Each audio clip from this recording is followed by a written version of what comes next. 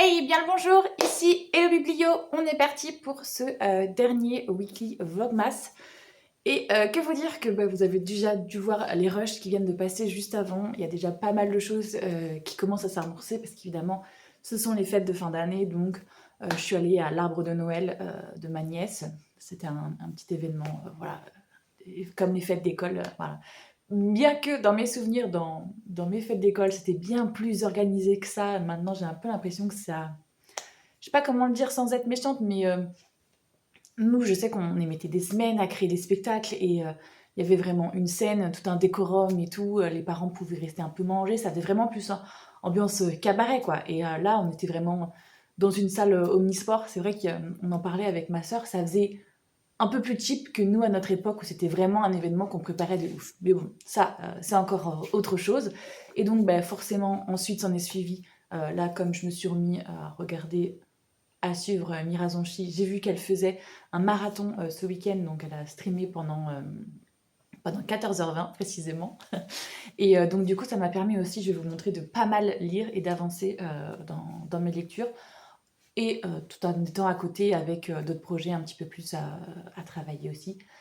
Donc c'était assez chouette. Là, je vous avoue que cette semaine, je vais essayer évidemment de vous montrer un petit peu mon quotidien et les interactions et tout. Mais bon, ce sont les fêtes de fin d'année, donc il y a pas mal de moments qui vont être en famille. Donc je vous prendrai peut-être deux, trois petits trucs par-ci, par-là. Mais je vais évidemment pas vous filmer. Ma famille, ça reste du domaine du privé. Donc voilà. Et puis évidemment, il va y avoir Noël avec les cadeaux et tout ça, tout ça. Je sais pas si je vous l'inclurai dans les Weekly Vlogmas ou si je vous ferai une vidéo spéciale cadeau.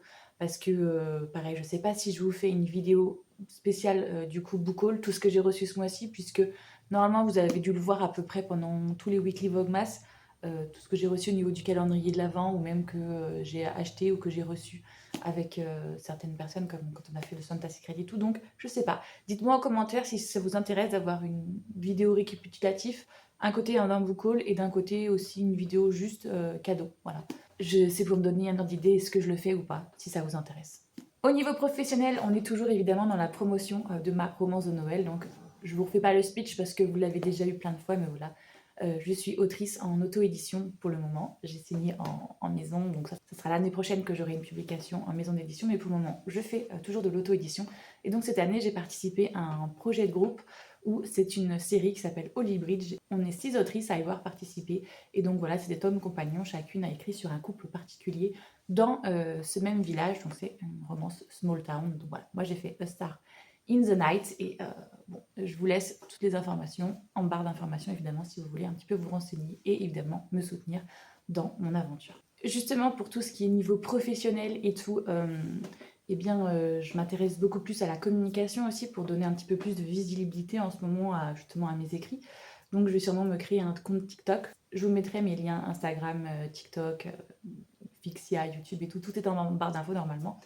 Donc voilà, potentiellement, je vais en créer un aussi. J'ai commencé un petit peu à en parler avec des amis parce que je sais que c'est une plateforme qui donne beaucoup de visibilité. Mais de base, je ne suis pas pour voilà, ce genre de plateforme qui a eu évidemment énormément de scandales et de problématiques autour de cette plateforme. Et donc, du coup, j'étais un peu mitigée. Mais en même temps, je vois bien qu'au niveau outils professionnels, c'est quand même une plateforme qui est visiblement assez essentielle. Donc, voilà, je vais sûrement me créer un compte là-dessus aussi cette semaine, en plus de ce que je vous ai dit, donc voilà, les fêtes de fin d'année et tout qui arrivent. Et puis mes autres projets aussi qui doivent avancer parce que j'ai encore deux sorties en auto-édition qui vont sortir en 2026. Et j'ai aussi du coup deux projets en maison d'édition qui vont sortir en 2026 et le troisième, le tome 3, sortira du coup en 2027. Donc voilà, j'ai aussi tous ces projets-là à avancer. Je vais vous parler du coup aussi des lectures que j'ai faites. Donc, je sais plus exactement si je les ai lus vendredi, samedi ou dimanche. Celui-ci, je crois bien que c'est vendredi que je l'ai lu. Donc, j'ai continué la suite le palais de l'assassin, pardon, le tome 7. Donc, je l'ai acheté et en allant faire mes courses, j'ai pu récupérer ma commande, qui date il y a un moment d'ailleurs. Donc voilà, le palais de l'assassin, le tome 7. On est sur l'histoire de cette jeune fille. On est un peu comme dans les carnets de l'apothicaire au niveau de l'époque, si vous voyez.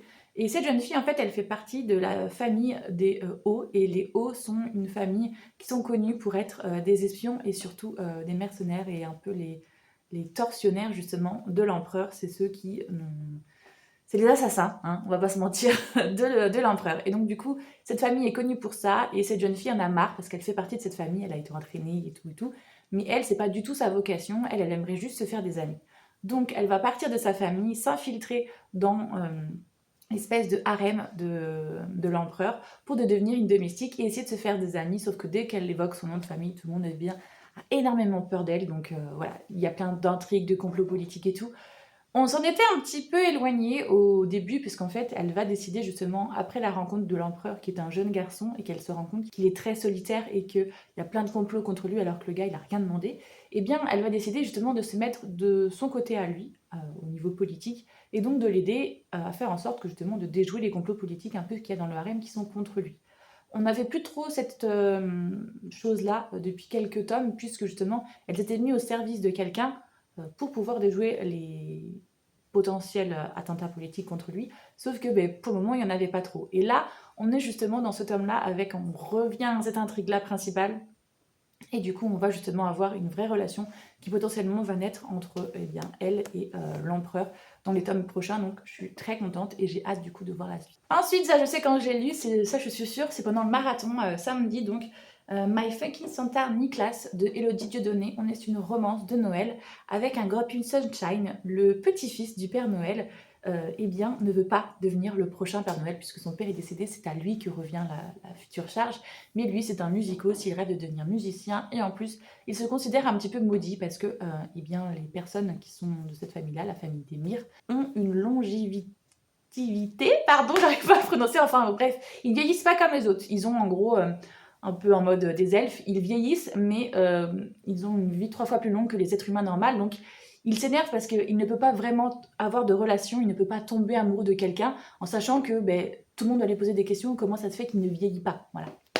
Donc il y a tout ce côté-là assez grumpy qui est chez lui, qui du coup est resté très solitaire, un peu en mode vampire, vous voyez. Et on a de l'autre côté une jeune femme qui, elle, est très solaire, qui adore Noël. Elle a une petite fille, c'est très rapidement dit, donc je pense que c'est pas vraiment un spoil. Mais cette jeune femme a subi des violences conjugales et sa jeune fille en a été témoin. Et depuis, du coup, ça fait un trauma. Et elle est devenue muette à partir du moment où la jeune fille a été confrontée à ça. Donc là, on est sur une femme qui s'est reconstruite et qui est une mère célibataire, est devenue sa propre patronne puisqu'elle a monté une entreprise. Elle a monté une entreprise de pâtisserie, de cupcake précisément. Et du coup, voilà, on a de côté cette femme qui, malgré ce qu'elle a vécu, est très solaire, adore Noël. Et là, par exemple, on est au mois d'octobre et toute sa maison est déjà décorée pour Noël, alors que Halloween n'est pas encore passé. Et enfin, voilà, on est dans ces deux archétypes-là.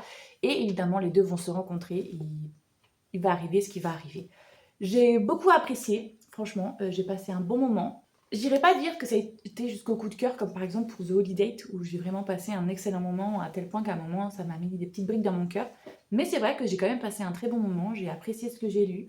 Euh, L'intrigue était très bien. J'avais l'impression de voir un téléfilm de Noël en fait. Et c'est tout ce que je demandais, ni plus ni moins. Donc franchement, j'en suis très contente. J'ai aussi lu Cursed Princess Club.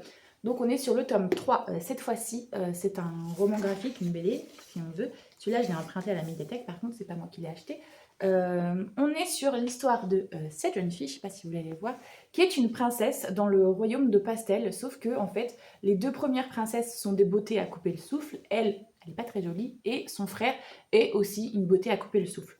Donc, quand il va y avoir proposition de mariage arrangé entre son royaume et le royaume en face, qui est le royaume du Tartan, qui ont aussi 3 princes, eh bien, il va y avoir un petit problème parce que les 2 premiers princes ne disent pas de soucis, nous on veut bien épouser, en gros, l'aîné va avec l'aîné, celui du milieu avec du milieu, et le dernier, le Benjamin, avec la Benjamine. Et bien justement, le Benjamin, il va pas vouloir, parce que quand il va la voir, celle-ci, il va lui dire, mais moi, je veux pas épouser un laidron, en fait.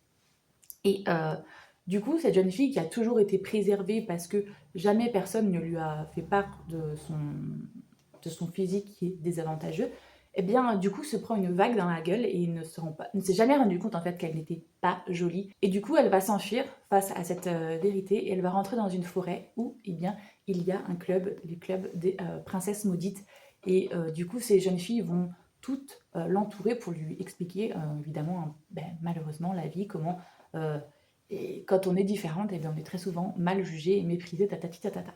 J'adore parce que justement, dans cette BD, au-delà de l'apparence physique, on nous parle de plein de choses au niveau moralité. Dans le tome 2, on avait le côté aussi incel, la masculinité toxique, comment elle peut être aussi poussée, aussi bien que le fait d'avoir dans la société patriarcale, le fait que la femme doit toujours être hyper belle, nanani, nanana. Donc franchement j'aime bien. Là on a le côté justement sororité, fraternité et on a aussi un petit côté rédemption de certains personnages qui vont revenir dans les tomes prochains et je suis très contente de voir justement comment eux, leur arc va être traité. Je ne vais pas trop vous dire parce que sinon ça va vous spoiler. Et on a justement le prince qui revient aussi sur ses propres principes parce que là au fil des tomes justement, vu que ses deux frères aînés apprennent à connaître les deux grandes, et bien lui, petit à petit, il va apprendre à connaître celle-ci qui lui a dit bon ok j'ai compris tu ne veux pas te marier avec moi, il n'y a pas de souci, restons amis. Et en restant amis, en fait, il se rend compte qu'elle a plein de qualités et que potentiellement il s'attache à elle. Et là on le voit bien dans ce tome-là en particulier où il se rend compte que finalement, même si physiquement elle lui plaît pas, le reste lui plaît bien. Donc voilà, il n'est pas très content parce que justement il va voir quelqu'un d'autre tourner autour d'elle et donc ça va réveiller un instinct de...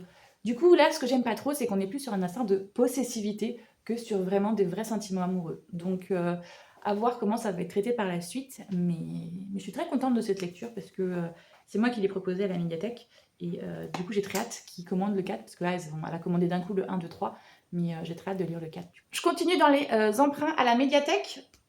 J'espère que la luminosité ça a été, hein, parce que j'ai fait exprès de ne pas mettre la ring light pour pas que vous ayez la réverbération à chaque fois, mais j'ai peur que du coup ça soit pas ouf au niveau lumière. Mais bon, tant pis. Du coup, je disais, j'ai lu Les Sœurs Grimmelées, le tome 8. Est-ce que j'ai besoin de vous dire grand chose?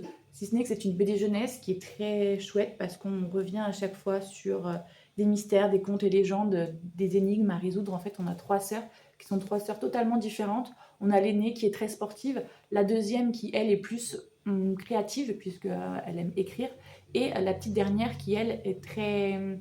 je sais pas comment dire ça, mais elle est plus habitée par la nature, elle aime les animaux, voilà. Elle est un petit peu plus auto-centrée sur elle, mais par contre, elle adore les animaux. Et là, c'est un petit peu plus sur elle, justement, ce tome-ci, puisque il y a une légende dans le lieu où ils vont, et bien du coup, c'est un petit peu une légende autour justement de la forêt, de la nature et potentiellement de l'écologie. Donc j'ai bien aimé les messages qui ont été donnés aussi, de transmission, de famille et d'acceptation, de passage aussi. Des fois, il faut, même si on est un petit peu nostalgique, il faut accepter que les choses changent. C'est pas toujours pour le pire, des fois c'est pour le mieux. Donc voilà, j'ai bien aimé cette petite BD jeunesse. J'ai aussi lu La Nuit Retrouvée. Je vous avoue que là, après, je les ai enchaînés une fois que j'étais partie. Donc toujours samedi, hein, ça c'est des lectures. La Nuit Retrouvée, je sais pas quoi en penser. On est sur l'histoire d'une mère qui fête son anniversaire avec ses trois enfants, donc sa fille aînée et ses deux fils. Et du coup, très clairement, on s'en rend vite compte, cette mère a des tocs. Il faut que les choses soient faites d'une certaine manière et pas d'une autre. On remarque aussi un petit peu les dysfonctions au niveau de la fratrie, comment il y a un des fils qui fait n'importe quoi, l'autre fille qui est toujours là justement un petit peu en mode militante, arrêtez de faire n'importe quoi les garçons, c'est pas parce que vous êtes des garçons que... euh, vous avez tous les droits, tatati tatata, un autre, et tous les trois se moquent joyeusement de leur mère, parce que comme je vous dis, leur mère a quelques tocs, elle est un peu psychorigide sur certaines choses, par exemple, mais là justement ils sont là pour son anniversaire, et ils veulent boire un coup, ils veulent sortir la bouteille de champagne, et voilà, fêter, célébrer son anniversaire. Sauf que le fils va prendre des verres, n'importe lesquels, et vont lui dire de venir boire un coup, mais elle ne va pas vouloir parce que ce n'est pas des verres à champagne. Donc elle va rechercher partout ses verres à champagne, ne pas les trouver, et quand elle va voir qu'il est 20h15, c'est l'heure de la promenade de sa chienne, donc elle arrête tout ce qu'elle fait, elle prend sa chienne et elle s'en va se promener, et ses enfants sont là en mode « Mais on n'a pas bu le verre en fait, maman, tu peux pas attendre qu'on ait bu le verre et après aller promener la chienne. Non, c'est 20h15, c'est l'heure de la promenade. » Donc vous voyez, il y a des petits tocs comme ça. Donc au début, je pensais qu'on allait partir sur ça. Et en fait, non, pas du tout. Parce que du coup, ils font l'anniversaire.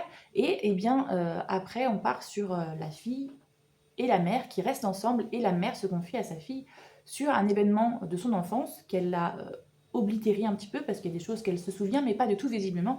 Et justement, la mère revient. Mais on a un double point de vue. On a ce qu'elle ose confier à sa fille et ce que nous, on voit de ce qui s'est réellement passé. Et on voit finalement que sa mère, après la séparation avec son père, a eu une aventure avec une championne de surf. Donc voilà, elle a eu une petite c'est même pas une aventure, mais elle a eu un petit coup d'un soir avec justement une femme.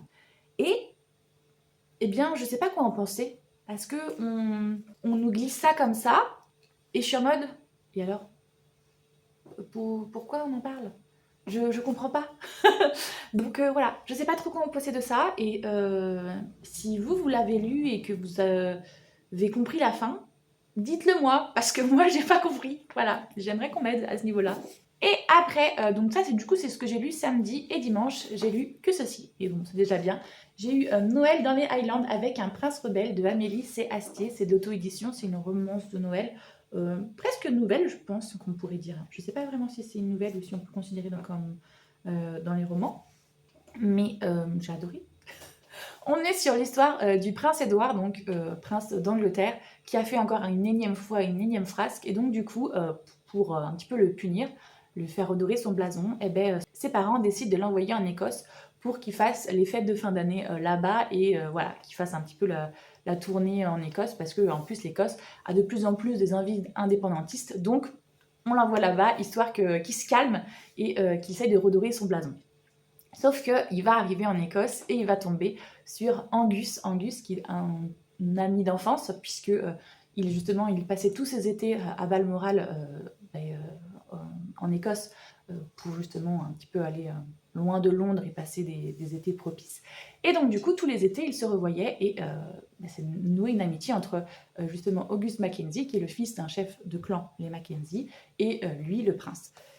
Sauf que leur amitié a dérapé quand ils étaient adolescents. On comprend vite qu'il s'est passé quelque chose entre les deux, et donc on est là sur une retrouvaille après des années et une seconde chance, vous vous en doutez, avec lui, Angus, qui maintenant, son père est décédé, donc c'est lui le nouveau chef de clan, et donc il a des responsabilités sur ses épaules, et en plus il fait partie justement des indépendantistes, donc il veut que l'Écosse ne soit plus sous la couronne anglaise, et on a du coup le prince qui débarque avec tous les souvenirs qui vont avec, et du coup son attirance pour le prince.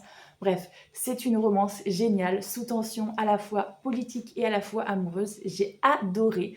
J'avais l'impression de lire My Dear Fucking Prince. Voilà. Je revoyais le film, sauf qu'à la place d'un fils de présidente américaine, on a un laird, je sais plus comment ça se prononce, enfin un chef de clan écossais, voilà. Mais sinon, pour moi, je revoyais exactement la même chose. C'était genre génial.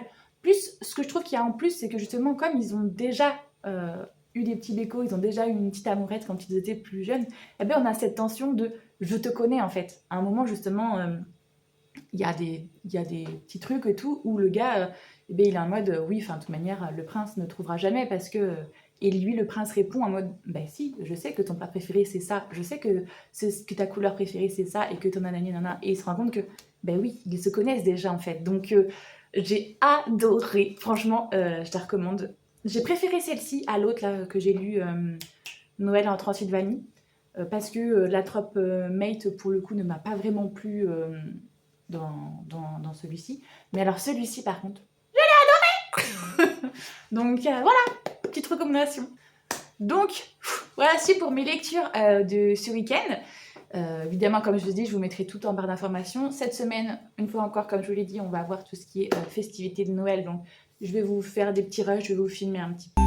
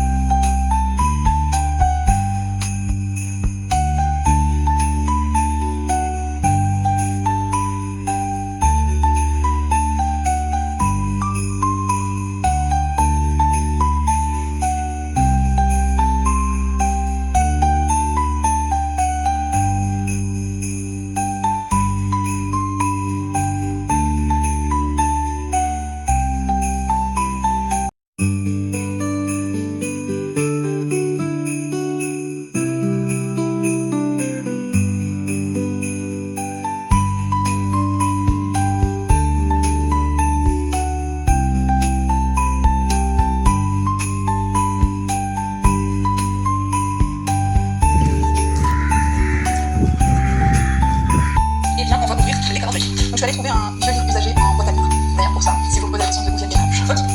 Alors, le calendrier, on est 21.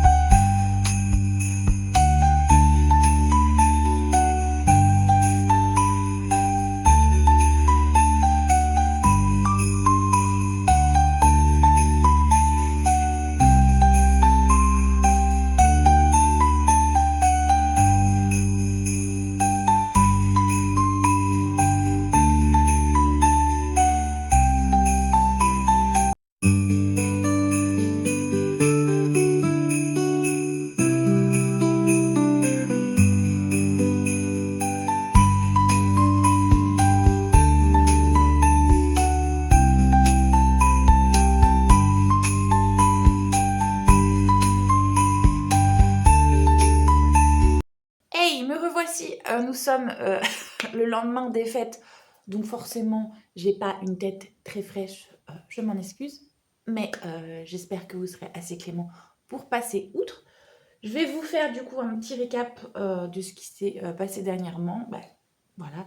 Donc déjà, j'ai reçu un énorme colis de la part de Cynthia. Hop. Donc tous les graphiques que j'avais commandés chez elle du mois de novembre et du mois de décembre, les sorties que je voulais. Donc déjà, j'ai tout reçu. Donc hop, on va en parler vite fait. J'ai reçu Minato, du coup. Le dernier tome, c'est le 5, voilà. On est sur une romance MM. Là, j'ai reçu Oni Lemon Soda, le tome 12, romance MF. On est sur Arte, le tome 21. Et normalement, j'ai fait la masse critique Babelio. Le prochain que je vais avoir, justement, c'est le hors-série. Donc ça tombe très bien, on sera dans le thème. Je serai à jour, en tout cas, de cette série. J'ai reçu aussi, du coup, La gardienne des concubines, le tome 5. Et le dernier, Nina du royaume aux étoiles, le tome 16. Donc voilà, je suis très contente. Pour les mangas, j'ai reçu tout ça. Et il y avait aussi deux webtoons que, à peine reçus, ils sont directement lus. Donc comme ça, je vais pouvoir vous faire mon retour tout de suite. J'ai reçu Untouchable Lady, le tome 4. Et j'ai reçu Mademoiselle Lapine et le grand méchant léopard. Enfin non, Demoiselle Lapine, pardon, et le grand méchant léopard. Pour ça, on est sur une histoire d'un monde où en fait les gens sont des garous. Donc on est sur une jeune fille qui est justement une lapine garou. Et dans ce monde, en fait, plus on est puissant, plus on est en fait en forme animale et plus on devient rapidement sa forme humaine. Sauf que cette jeune femme a 18 ans et fait partie de l'héritière justement des clans des lapins et visiblement elle n'est pas capable de se transformer en humaine. Donc du coup, il décide de l'abandonner dans une forêt, dans la forêt des carnivores, plus particulièrement des léopards. Et donc il y a un léopard qui va la recueillir, qui va vite comprendre qu'il y a un truc, que c'est pas un vrai lapin, que c'est une garou. Et donc il va essayer justement de comprendre pourquoi elle ne se transforme pas. Et on va avoir une romance entre les deux. Donc voilà, c'est assez chouette. Là, on a quelques intrigues évidemment. Alors, intrigue amoureuse évidemment, mais justement on a un petit triangle amoureux qui se pointe le bout du nez. On a aussi justement quelques pistes de réflexion au niveau des complots politiques et des intrigues qu'il pourrait y avoir dans la suite. Donc franchement, lecture très chouette, j'adore. En plus graphiquement, c'est un webtoon, c'est totalement ma cam, j'adore. Voilà pour ça. Et j'ai aussi lu Untouchable Lady, du coup le tome 4, comme je vous ai dit. Là, on est sur l'histoire d'un monde où il y a eu un dieu qui avait 4 serviteurs, et ces 4 serviteurs avaient des pouvoirs en rapport avec un élément. Donc il y a les ombres, la glace, les plantes, et il me manque le quatrième, je sais plus ce que c'est. Et on est sur une jeune fille du coup qui a hérité du pouvoir de sa dynastie. Puisque en gros les 4 gardiens du dieu se sont rebellés contre le dieu, ont tué le dieu, et depuis eh bien Ce sont les familles, justement, les 4 familles qui ont des pouvoirs, qui règnent un peu sur le monde, mais elle fait justement partie de la famille des plantes, et normalement, celui-là qui hérite du don, c'est l'héritier du clan. Sauf que ça va être elle qui va hériter et non pas son frère aîné, donc son père va la maltraiter, et durant plusieurs vies, en fait, elle va se réincarner, et à chaque fois, peu importe ce qu'elle fait, vu que c'est toujours elle qui hérite du don, euh, elle est méprisée déjà de base, et en plus, eh bien, sa famille la maltraite pour la garder sous sa coupe, mais faire en sorte que ça soit le mec l'héritier et non pas elle. Donc ils font semblant que le gars a les pouvoirs, et en fait, c'est elle derrière, un peu en marionnettiste, qui utilise ses pouvoirs en faisant croire que c'est lui. Bref. Donc là, on arrive dans une de ses énièmes vies où elle décide justement que merde, pour une fois, elle ne va pas obéir, puisque là, dans sa dernière vie, eh bien, ils ont voulu la tuer pour sauver la vie d'une d'une sœur adoptive à eux. Voilà, ils ont dit, bah, écoute, donne ta vie pour qu'elle, elle vive. Et donc là, elle a vraiment compris que sa famille n'en a rien à faire d'elle. Donc dans sa prochaine vie, il a dit, écoutez, rien à battre de vous, je vais faire ce que je veux. Et donc là, c'est ce qu'elle fait. Dans cette vie-là, elle fait sa vengeance. Donc elle reprend le contrôle de la famille, puisque c'est elle qui a un pouvoir. Elle dénonce justement toutes les manipulations de sa famille et tout pour pouvoir reprendre le contrôle dessus. Et elle va s'allier du coup avec l'héritier du pouvoir des ombres et l'héritier du pouvoir de la glace, va lui aussi s'intéresser à elle, puisque du coup maintenant elle n'est plus une mauviette, elle est quelqu'un avec du pouvoir et tout. Bref, on a un petit triangle amoureux, mais j'avoue que dans ce tome-là, j'ai eu énormément de mal à raccrocher les wagons. Pourtant, d'habitude, j'ai l'habitude qu'il y ait du temps entre les tomes sur les webtoons, ça met pas mal de temps. Il y en a qui arrivent à être assez réguliers, mais je pense que c'est parce que les séries sont déjà sorties en VO, et donc il suffit entre guillemets de les traduire. Alors que quand il y en a qui sont justement à jour, il faut attendre que l'auteur fasse les graphistes, donc c'est pas la même chose du tout. Mais là, je sais pas, il y a eu peut-être un temps trop long entre les divers tomes, et donc du coup, j'avais énormément de mal à raccrocher les wagons, et à tel point que je me suis dit, je comprends rien à l'histoire, est-ce que je vais vraiment la continuer? Donc on verra bien, mais pas sûr que je la continue. J'ai passé un bon moment de lecture, hein, mais là j'étais en mode, je comprends pas grand-chose de ce qui se passe, à tel point que j'étais pas empathique, parce que je sais que justement elle se venge par rapport à toutes les vies qu'elle a vécues, mais là elle a un comportement dans ce tome-là, je suis en mode, mais je suis pas avec toi, girl, là tu fais n'importe quoi. Donc voilà, je sais pas trop. Si au niveau de mes lectures, j'ai pas trop avancé. Voilà, j'ai commencé, je suis au chapitre 4 de cette romance de Noël, l'ingrédient secret pour un Noël parfait. J'ai celle-ci qui me reste, et j'ai reçu un SP jusqu'à Noël de Erika Boyer. Donc faut que je me magne. J'aimerais bien les lire avant le nouvel an, et max finir mes romances de Noël en janvier, mais je suis pas très très sûre. Donc voilà, là on est sur une romance de Noël MM entre un gars qui tient une pâtisserie, qui est grumpy depuis le décès de ses parents, qui a dû reprendre la pâtisserie de sa famille, et on est sur le meilleur ami de son petit frère, justement, qui lui est très sunshine, très good vibe, et voilà. Donc, pour le moment, vous voyez, je suis au chapitre 4, donc je n'en sais pas beaucoup plus, mais voilà, je n'arrive pas trop à me mettre dans un mood de lire les romans en ce moment.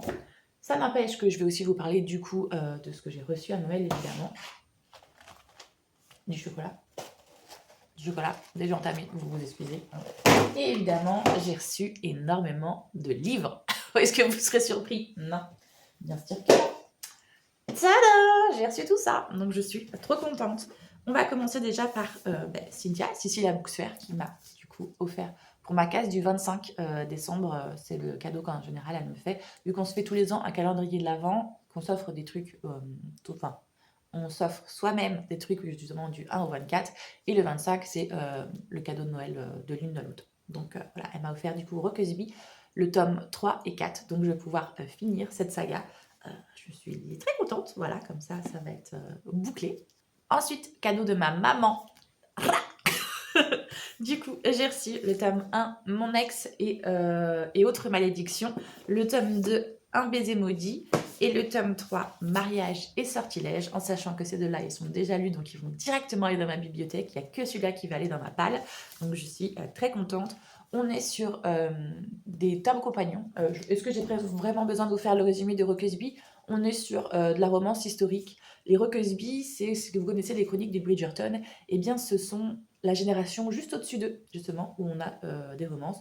Dans le 1 et 2, on avait un de leurs parents et je sais plus trop qui est en lien avec eux. Donc là, je pense qu'on va être sur la reste en fait de la famille Rocusby, donc j'ai très hâte de voir ça. Donc ici, on est un peu plus dans une vibe witchy, puisqu'on est avec, dans le premier tome, qui est celui-ci, une jeune femme qui est une sorcière, et sa tante lui a toujours dit « Ne mélange jamais magie et vodka, c'est un très mauvais mélange », sauf que c'est une jeune adolescente, et avec sa cousine, elles vont décider de lancer un sort après que celle-ci ait reçu une rupture. Enfin, reçu, non, elle a subi plutôt une rupture, et donc du coup elle veut se venger sur son ex, et elle lui lance après une beuverie, elle lui lance une malédiction, sauf que cet ex est parti dans un autre pays, et quand il revient des années plus tard, eh bien on se rend compte que cette malédiction, c'était pas juste du flan, ils l'ont vraiment lancée, donc ils vont devoir s'allier tous les deux pour faire en sorte que cette malédiction n'ait plus lieu. Dans le tome 2, on suit l'autre cousine, du coup, qui va tomber amoureuse du coup du frère du gars qui est revenu dans le tome 1, puisque avec ce qui va se passer dans le tome 1, le protagoniste va faire des choix qui font que du coup le frère va devoir intervenir, et donc il va revenir lui aussi, et il va tomber évidemment sur la cousine de la protagoniste du 1, donc les deux frères vont être avec les deux cousines. Et dans le 3, on a le troisième frère, et celui-là, pour le coup, comme vous voyez, c'est un petit peu plus en mode noëlesque. Donc je vais essayer de le lire cette année, sinon il partira dans ma palle de l'année prochaine. On est sur le dernier des frères, et je crois que c'est le cadet, c'est pas l'aîné celui-là. Ou peut-être que c'est l'aîné, je sais plus. Mais c'est un gars qui, lui, à l'inverse de ses frères, était très solitaire, et d'ailleurs on le traite souvent de loup-garou parce qu'il s'est enfermé en haut d'une montagne, et il ne supporte pas trop les gens, donc voilà. Et là, je sais pas pourquoi, mais du coup, il va redébarquer. Et voilà, j'ai hâte de voir ça. Ah, ça parle de voyage dans le temps. Ils vont retourner à Yule en 1958. Très bien, ben, on verra ce que ça va donner. J'ai très hâte. On dit que c'est pas le meilleur de la saga, mais c'est pas grave, c'est plein d'humour en général, donc pour moi, ça va passer très bien. J'avais fait toute une liste d'essais à ma sœur, et elle m'en a pris un, et visiblement elle m'a dit j'en ai pris un deuxième, mais le Père Noël a du retard visiblement dans la commande, donc elle me le donnera la prochaine fois qu'on se verra. Donc Famille invisible, comment le manque de données sur les femmes dessine un monde fait pour les hommes. Bon, je pense que voilà, dans le titre, tout est dit, c'est un essai féministe qui parle de la place des femmes et de leur invisibilité. Voilà, petit genre de sujet que j'adore lire de temps en temps. Enfin, j'adore lire, non, parce que j'aimerais bien que ça change, mais bon, c'est bien de se documenter dessus. J'ai reçu aussi La Faucheuse, Histoire secrète. Du coup, c'est un tome un peu intermédiaire. On a la trilogie de base, et là, je crois qu'on est sur 13 histoires secrètes, voilà, pour replonger avec des livres dans la trilogie culte. Donc, on a des nouvelles à chaque fois de cette histoire, et j'ai très hâte parce que je me souviens que c'est une dystopie que j'ai énormément appréciée, et voilà, j'ai hâte de voir ce que ça va donner, du coup, puisque ça remonte quand même à un certain temps, et je me souviens qu'au moment où je l'ai découverte, elle existait déjà depuis au moins 10 ans, et j'ai découvert bien après tout le monde, mais j'étais fascinée par cette histoire que je trouvais très impactante et très réaliste pour le coup, malgré qu'elle a été écrite 10 ans avant, je trouvais qu'elle était encore très d'actualité. Donc, hâte de lire la suite. Enfin, c'est pas vraiment une suite, mais vous avez compris. Et j'ai reçu aussi La Ferme des sapins de Noël. Donc, ça me fait énormément rire parce que j'ai lu le 1, j'ai lu le 2. Je possède le 1, mais je ne possède pas le 2. Et vu qu'on est en période de Noël, j'ai dit au cas où, je vais demander la romance de Noël. Donc, du coup, ça, c'est le 3. Et comme je vais devoir le lire, voilà. Ça va faire partie des romances de Noël que je vais devoir lire avant la fin de l'année, si c'est possible. Celui-là, il est en audio sur Audible, donc forte chance que je l'écoute en audio. Comme ça ira plus vite. En plus, il est magnifique, hein, on va pas se mentir. Mais j'ai toujours pas le 2. Bon, je l'ai lu le 2, mais j'ai pas le 2. Donc, il faudra que je réussisse à me procurer le 2 pour que la collection soit complète. Donc là, on est sur une romance de Noël avec une femme qui est grumpy, qui va reprendre dans Dream Harbor la sapinière. Et on va suivre du coup le frère de la protagoniste du tome 1, qui va débarquer justement dans cette ville pour voir sa sœur maintenant qu'elle décide de vivre à Dream Harbor, donc pour voir comment elle s'en sort. Donc voilà, on va avoir une romance entre justement une Grumpy et un Sunshine, et ce sont des lectures en général assez cosy. Il y a assez de smut. Moi, là, on n'a que 2 flamèches. Enfin, dans le 1, il y avait un peu de smut. Dans le 2, j'ai trouvé qu'il y en avait beaucoup, même si ça allait avec la thématique. Donc là, il y a 2 flamèches. On va voir ce que ça donne. Voilà. J'espère qu'on est un peu moins sur le smut et un peu plus sur la romance et sur l'histoire en règle générale. Mais j'ai très hâte parce qu'on est sur quelque chose d'assez cosy avec une femme family assez chouette et tout. Donc voilà, j'ai très hâte de lire ça. Voilà, je vous ai fait le tour de mes petits cadeaux. Au niveau de tout ce que j'ai fait, évidemment, ça a tourné autour de Noël et des fêtes de fin d'année.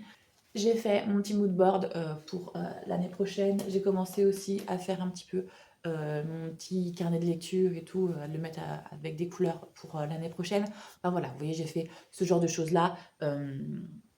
Et puis évidemment, il y a eu les fêtes de fin d'année.